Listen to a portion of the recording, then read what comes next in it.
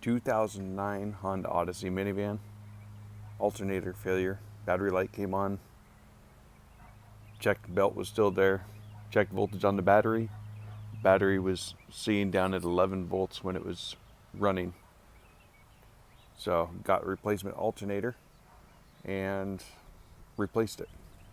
Now I'm not going to do a full breakdown while I'm replacing it because it's already done, but I'm going to show you what I found, what actually made it somewhat easy to get it changed. First things first, you want to disconnect your positive terminal from your battery. Alternator charges that battery, so that's definitely one of the first things you want to do. Second is this shroud here. Take it off. Just use a screwdriver to pull these little clips up. As you can see, I'm missing one. Once you pull that up, that comes off. Engine shroud, you got a screwdriver, twist that a little bit, twist that a little bit. This whole thing comes off. Gives you a bit more space looking at the engine. Now this side you're looking at is actually where the alternator is going to come out. So we need to pull power steering fluid reservoir out, loosen one bolt on this, pull the AC lines free.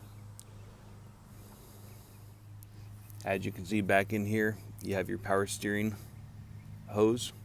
Once you disconnect that, it's going to start leaking fluid down on top of anything, so get a rag under there.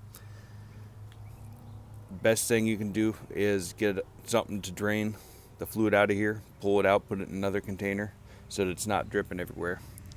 But if you pull that clip off and pull this clip off, this container will slide right up and out, and that'll be out of the way. Remove this bolt here. We'll loosen up this AC line and allow it to move sideways, move free.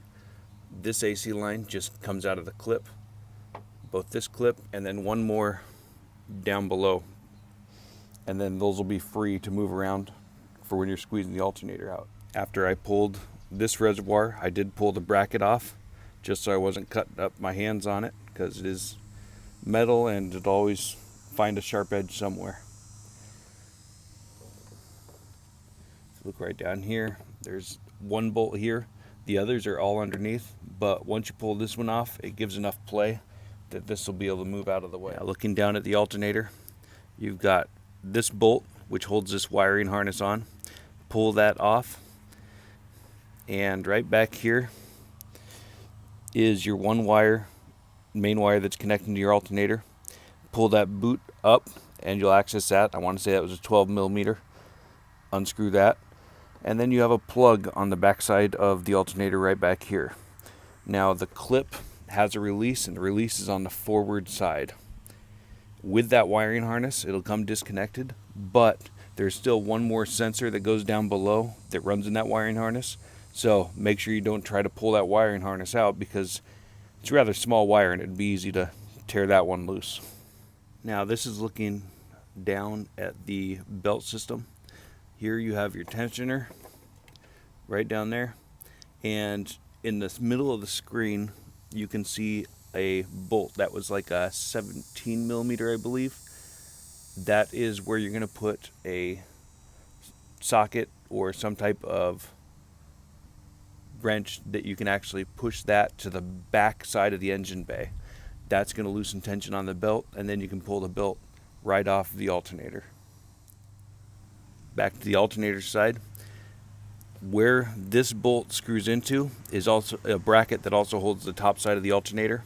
So once you get all that loosened up, there is one bolt that holds the bracket to the alternator and one that holds the bracket to the engine. Pull the one off of the engine and then pull the one off of the alternator. Some people say leave it on. I took it off because that actually frees up a little bit of space when you're trying to squeeze the alternator out of this area. The last bolt you're going to take off is going to be down on the bottom side of the alternator, and you're just going to have to get your hand down in there with the socket, loosen it up, and pull it out. Now, because these alternators don't have any tensioner adjustments on the alternator itself, it's all done by the belt tensioner. You're not going to have to readjust anything once you get it all back in. Once the bolts are in their place, the alternator is held in its place. Once it's loose, you're going to have to fight it to get it underneath to the back side of where this AC hose goes down, and fight it up through this area, push this around out of the way, and it'll come up through here.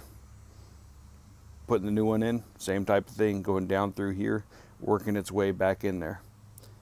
And once you get it down there, it's actually pretty easy to line the bolts up, bolt it back in, and pretty much do everything in reverse. Put the belt back on, put your bolts back on, hook up your wiring harness. The plug won't go in the wrong direction, so once you get it all hooked up, put everything back together, be time to hook up your battery again, fire up the system, and check your voltage. Make sure it's running probably 14 volts. Something better than just what the battery's sitting there as.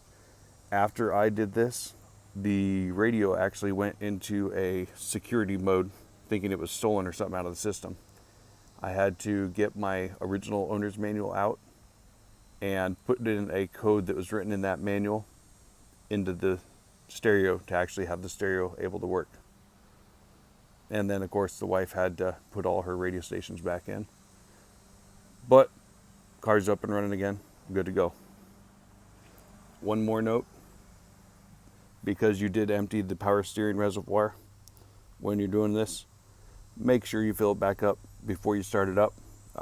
Power steering pump could possibly get burnt out running it with no fluid in there.